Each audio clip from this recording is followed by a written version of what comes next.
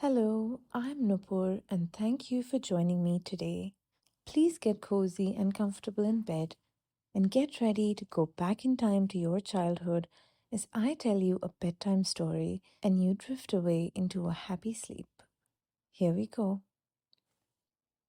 The grandmother had finally rounded up the children and marshaled them through their bedtime routine like a military operation. Brushing teeth, scrubbing hands and faces, changing into pajamas, finding stuffed animals that had gotten lost in the excitement of the day. But going to sleep itself, that was another matter for three small children in beds that were not their own. A summer with their grandparents was going to take some getting used to. The children squirmed anxiously beneath their blankets. A request for a nightlight came from the smallest voice, Lennon, aged 5, who missed his parents and his light-up starmobile. The grandmother found a few tiny tea lights that seemed to do the job. Rune, aged 6, asked for another drink of water to delay being left on their own in the strange room, triggering Lennon to pipe up with a matching request. The grandmother brought in 3 little cups of water and waited while sips were made, followed by inevitable trips to the bathroom. Zilla, aged 7, was used to having her own room and fretted silently about not being able to keep the light on while she read. The grandmother detected the anxiety and in a quiet voice asked, "Would you like to hear a story?" "Yes," all 3 of them shouted, relieved to postpone the frightening prospect of sleeping in a strange house. The grandmother nodded. "Okay, but voices need to stay low because Grandpa's trying to sleep." She heard a derisive snort from the living room where Grandpa was definitely not trying to sleep. She ignored it, and keeping her own voice soft and low in the darkened room, she began. Once, not so long ago, there were 3 animals who were the best of friends. I'm wondering if you know what kind of animals they were? An owl, Zilla responded immediately. She loved owls, collected them, studied them, and wore owl print pajamas. A bear, Rune answered almost as quickly. She loved bears and had a well-loved stuffed bear clutched at her side at that very moment. After a span of deep thought, the smallest voice answered, "An eagle." "And quite right you all are too," the grandmother said. "That is exactly what the animal friends were. They lived in the deep woods and had many adventures together. They took long hikes and had picnics where they dined on seed cakes and honey and s'mores," Lennon inserted. Of course, though the s'mores were for after the seed cakes and honey. They would explore the caves and swim in the rivers and travel, Rune suggested.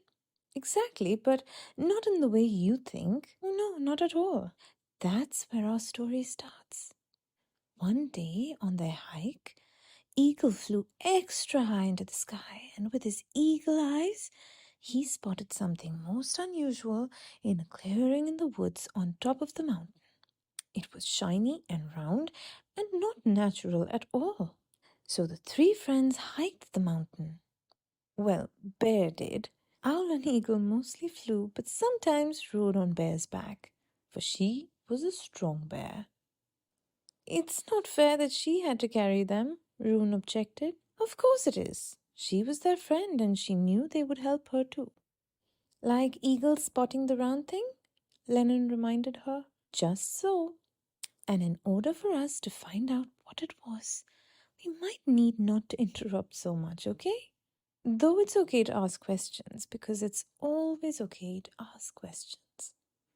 They answered silently so as not to interrupt. When they got to the mountain top, what they found was a large silver disc, like a sled, with strange markings on it. Bear nudged it this way and that with a paw. It spun around just like a toboggan, but didn't do anything else. Eagle, whose beak was very hard, gave it a few pecks, which made a ringing noise. Ping, ping, ping. Owl, who was very smart because she read so much, tried to decipher the strange signs. Maybe they were instructions, Zilla volunteered, forgetting not to interrupt. Owl thought it very likely that the markings explained what the silver sled was, but they couldn't figure it out, and after much puzzling, Bear gave up and sat down right on the silver sled. And then the most amazing thing happened. The grandmother could hear several indrawn breaths.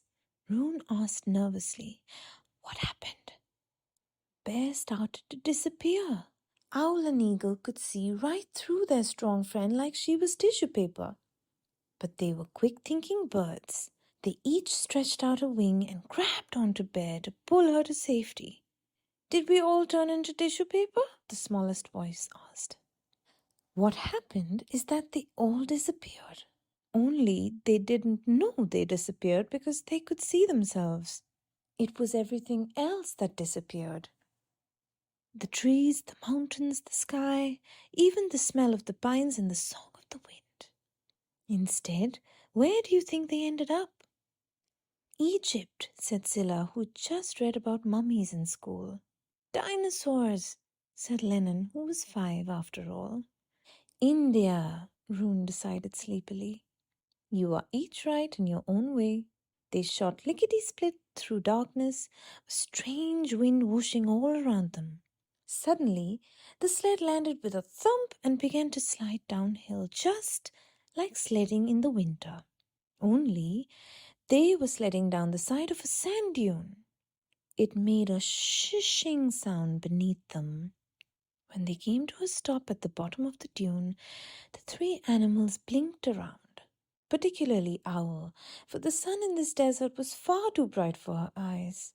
She thought she might need sunglasses if she was going to be visiting Egypt, Zilla realized. Egypt indeed. While Owl adjusted her eyelids to the glare, Eagle spotted some white pointy things in the distance. They looked like upside-down waffle cones, Eagle reported. Right away, Owl knew they were pyramids, Zilla said confidently. Right. So the 3 animals decided they would explore the pyramids. They knew they'd need the sled to get back home, so they buried it a little in the sand and arranged some sticks in an X to mark the spot. Like pirates, Lennon mumbled. Exactly like pirates. And you'll find out more about pirates later. For now, the 3 headed towards the pyramids, the soft sand sinking under Bear's paws. They reached the sphinx that guards the pyramids like a big, ginormous lion.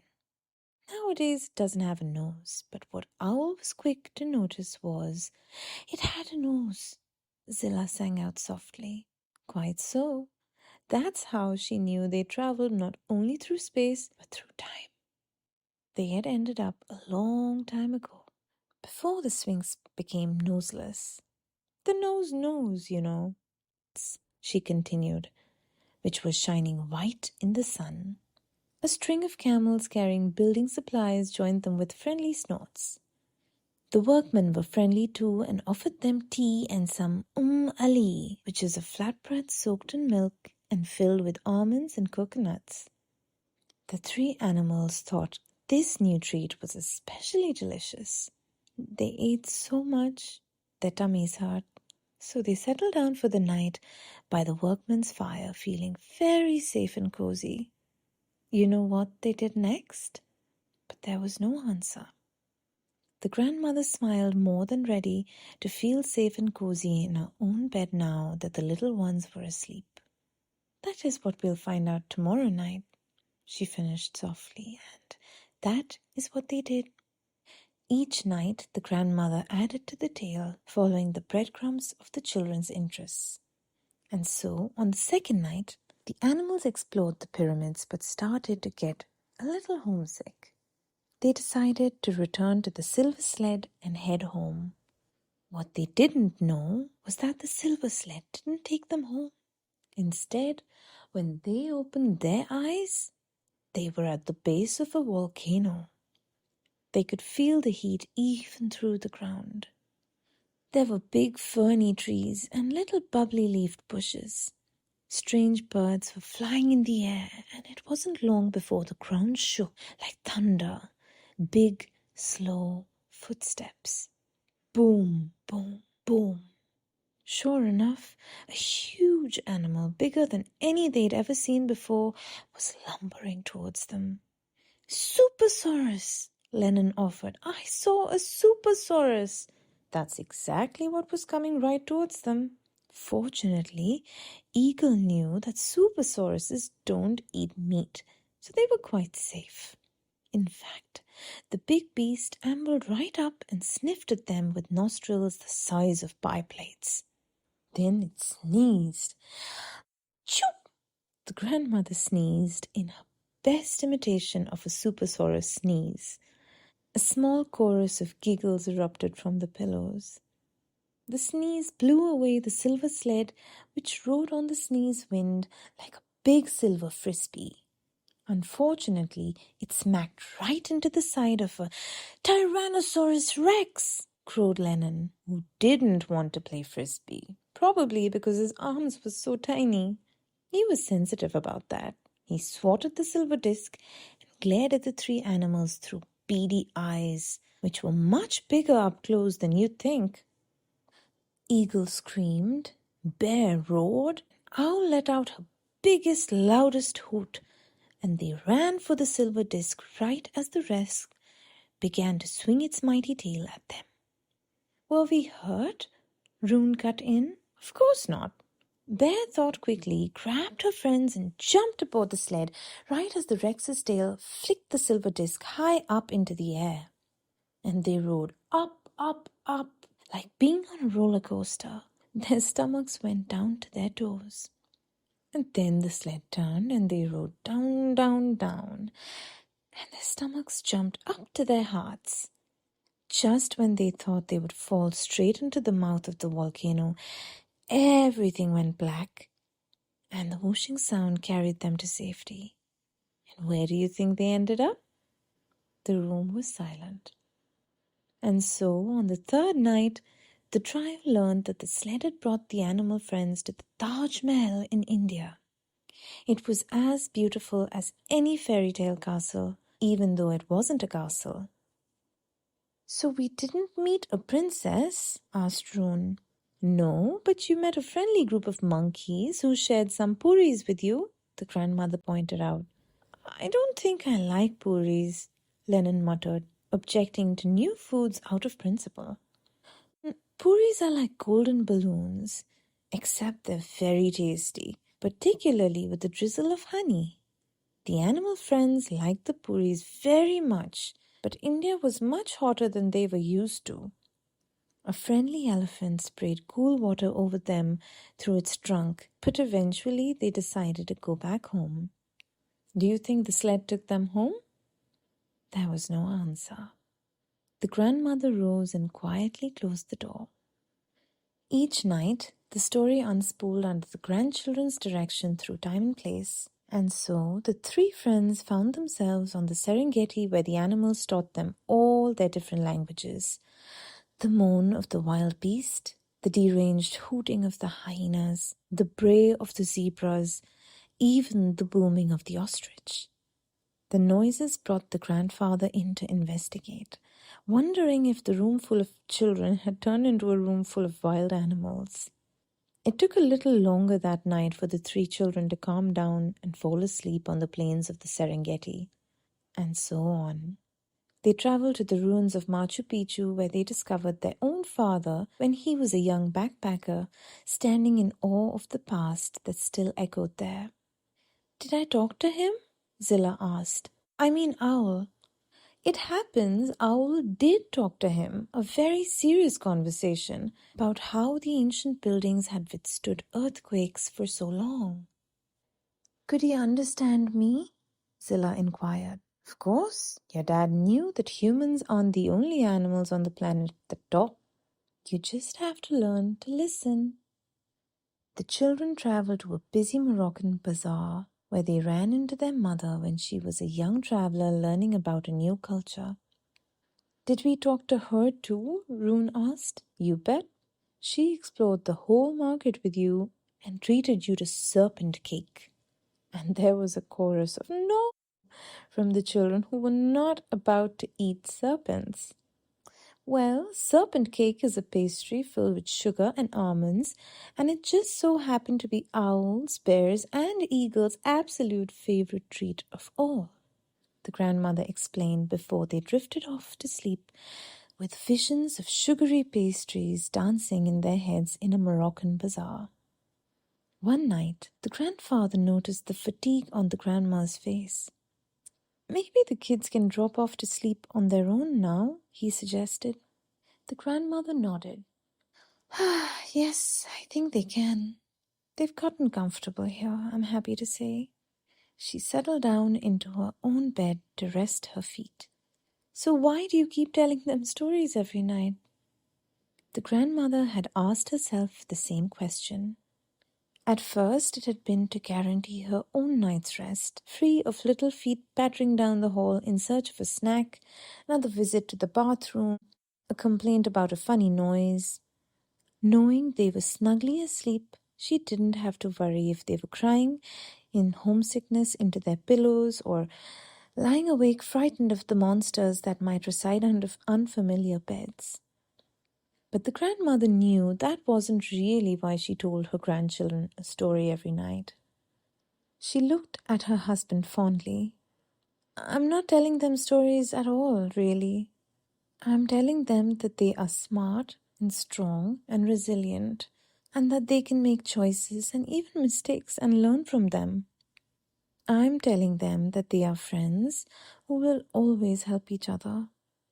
She sat quietly for so long, the grandfather thought perhaps she'd fallen asleep. And she was just about to, but had one more thought. I'm not telling them a story, telling them I love them. Every single night. I hope you enjoyed the story. As we get ready to dive deep into pure abundance today, we're going to simply glide into a Yoga Nidra practice, making sure that we are absolutely comfortable. Make sure your feet are tucked in, the head feels good, and you can cover yourself with a blanket if you like. Make any choices you need to right now to get comfortable as possible.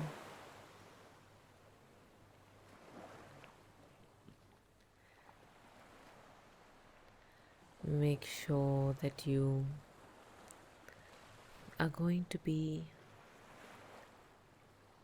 simply undisturbed during this practice.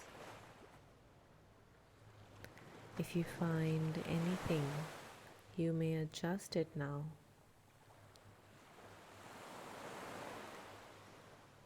Bring your awareness to your feet. Send a comforting message to your feet to relax. Let us feel a sense of ease now, and you can do this in any way that feels good to you. Sending awareness to the feet to release, ease, comfort, and relaxation.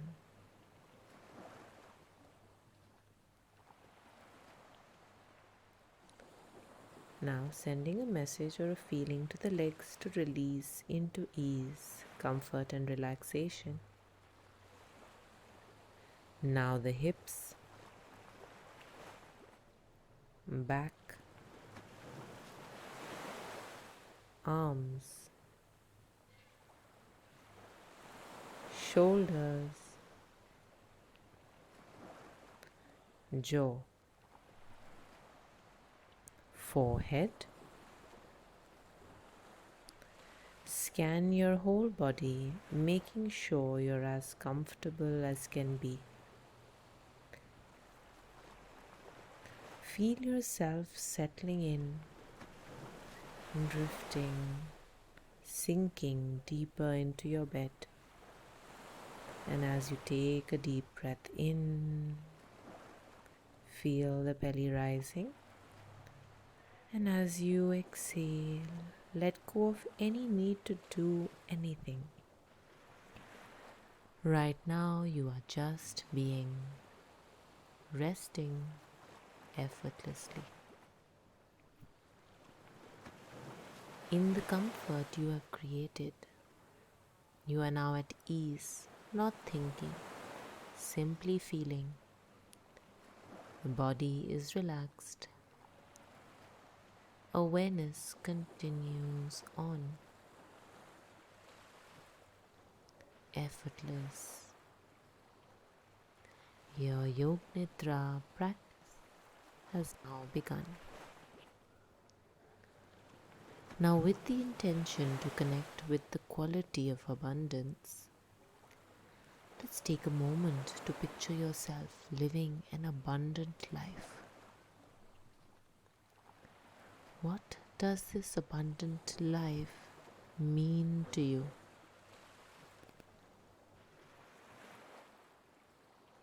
Now, with the intention to connect with the quality of abundance, take a moment to picture yourself living an abundant life.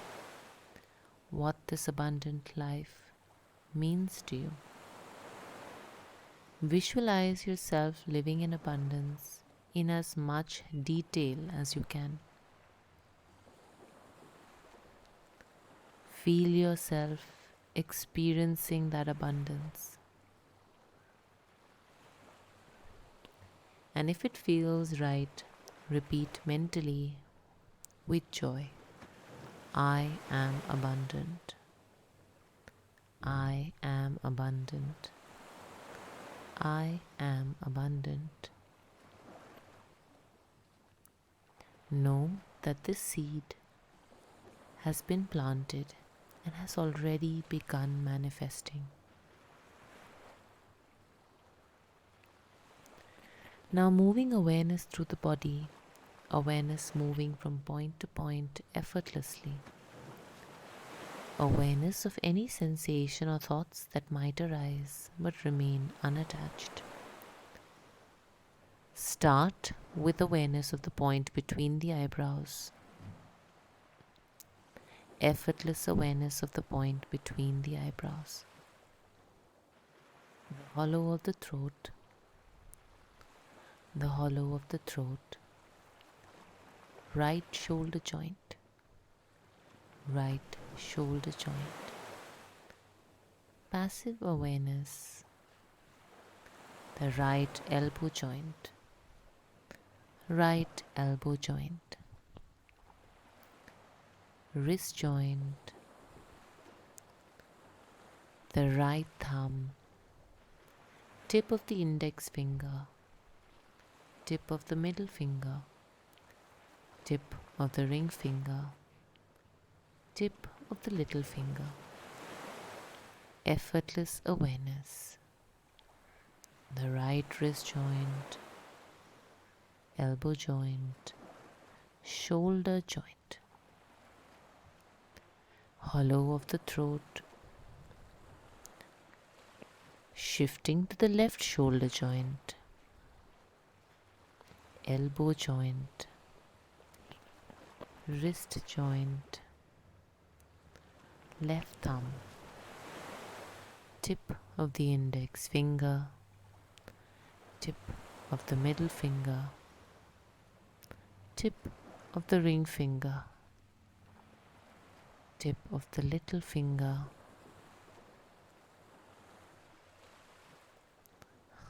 not thinking, simply feeling, effortless. Let's take our awareness now to the left wrist joint, elbow joint, shoulder joint, hollow of the throat, the heart center, the right side of the chest, the heart center,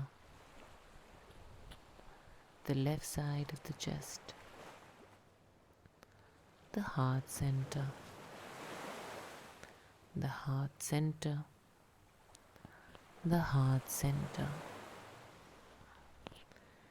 Resting awareness at the heart center, not thinking, feeling.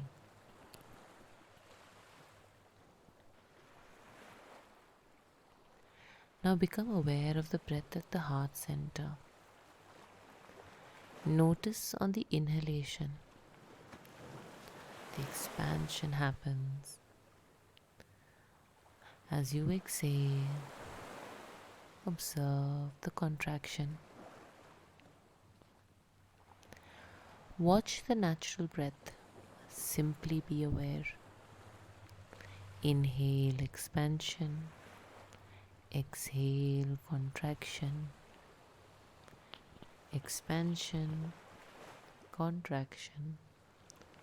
Follow this movement for several breaths now. Expansion, contraction.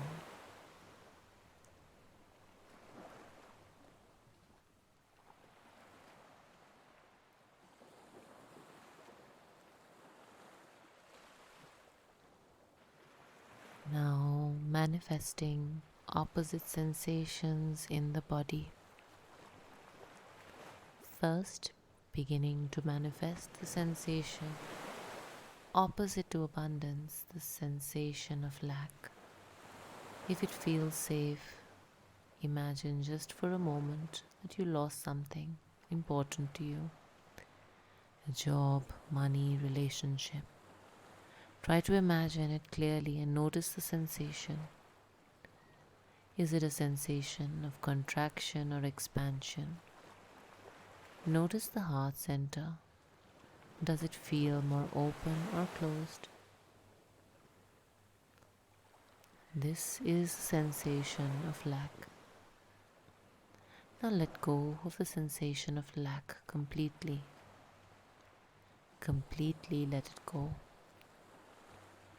Release the sensation of lack entirely. Release that you have just created the sensation of lack. Release the sensation of lack using only mind. Recognize the power of the mind to create the sensation of lack and let it go. Let go of the sensation of lack. Now, manifesting the sensation of abundance. If it feels good, imagine for a moment that you gain something fulfilling, whether it is a friend, money, a relationship, or anything else. Try to picture it vividly and notice the sensation. Is it a sensation of contraction or expansion? Notice the heart center. Does it feel more open or closed?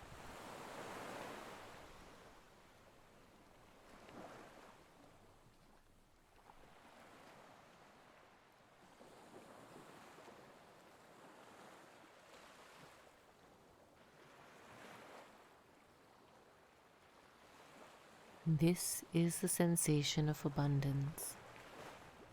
Now let go of the sensation of abundance. Completely let it go. Realize that you have just released the sensation of abundance and created the sensation of abundance using only your mind.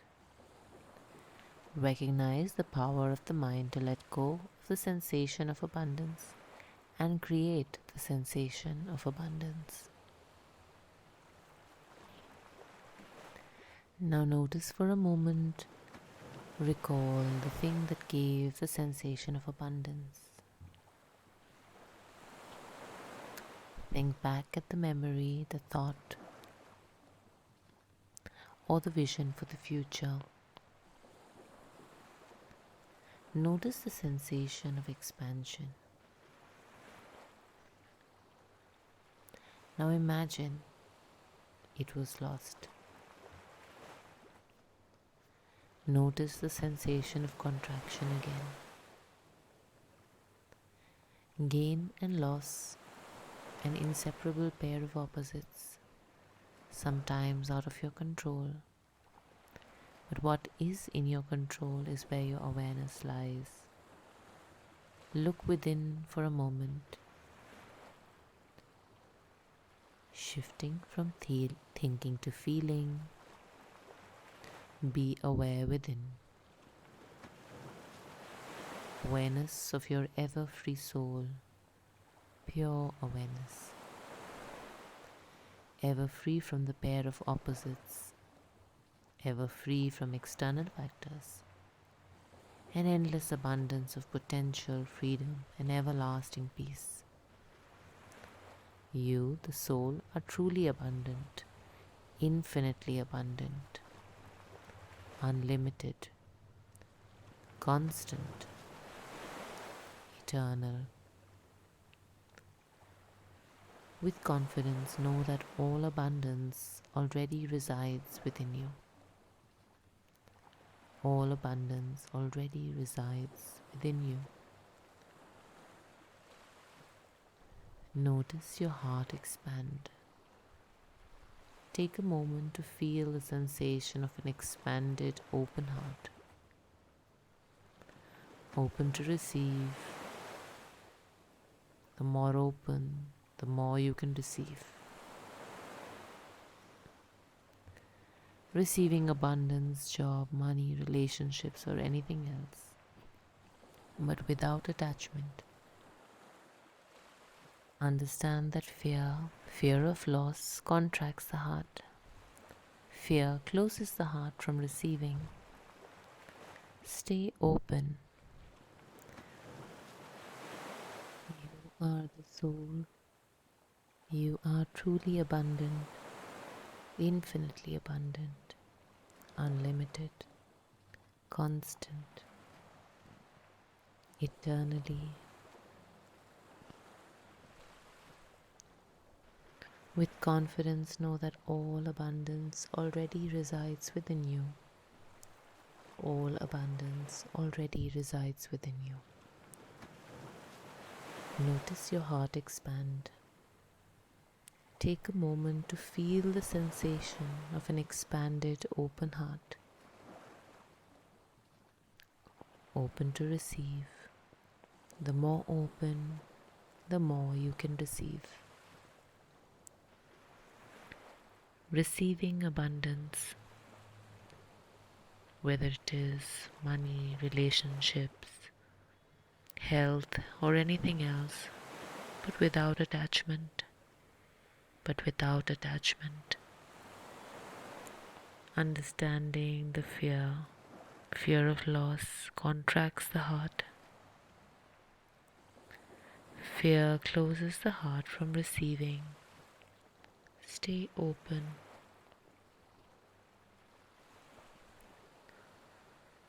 Openness comes from knowing you are already full, already infinitely abundant, lacking nothing. Feel the expansion. You are already abundant. You are already abundant. Heart open to receive with ease, intelligence, and healthy boundaries for well-being.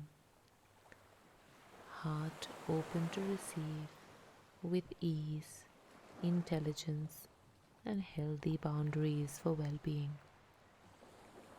Awareness of the heart center opening, expanding. Awareness of the heart center opening, expanding.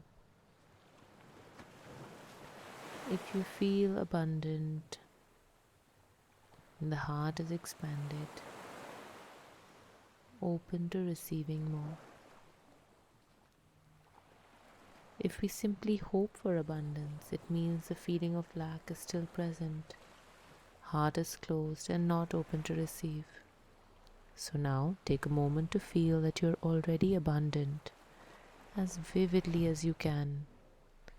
Feeling abundant, heart open to receive. Feeling abundant, heart open to receive.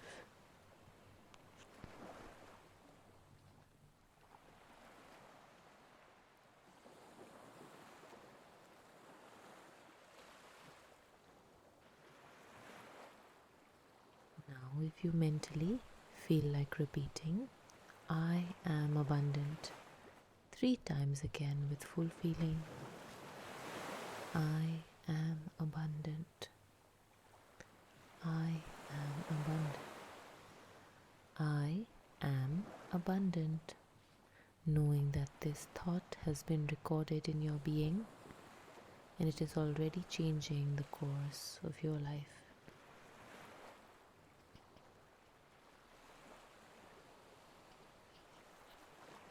Bring awareness back to your heart center. Bring back awareness to your heart.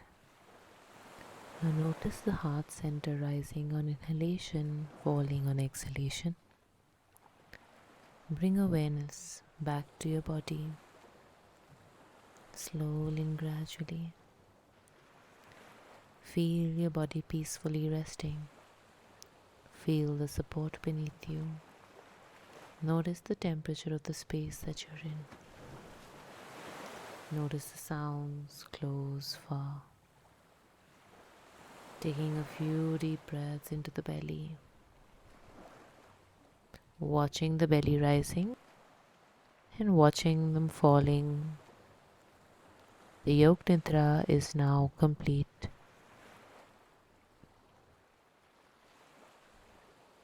Gently wiggle your fingers, wiggle your toes, taking all the attention and awareness to the hands and feet. If you feel like it, you may bring the hands together, interlock the fingers, stretch the arms up, stretching the toes down.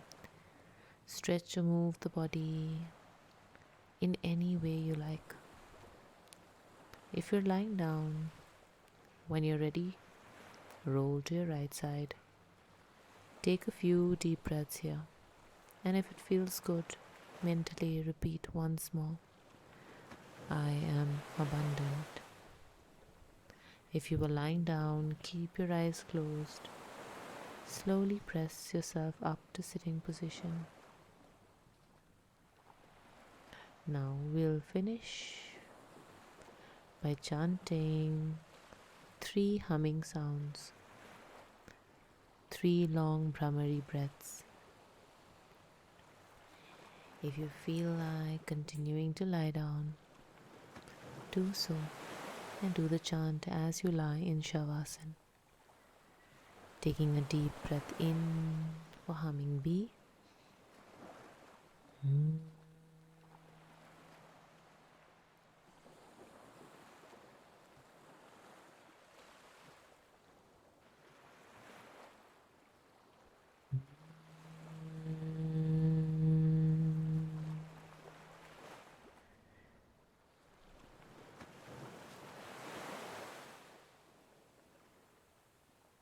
And as you get ready to invite the day, feeling calm, feeling one with yourself,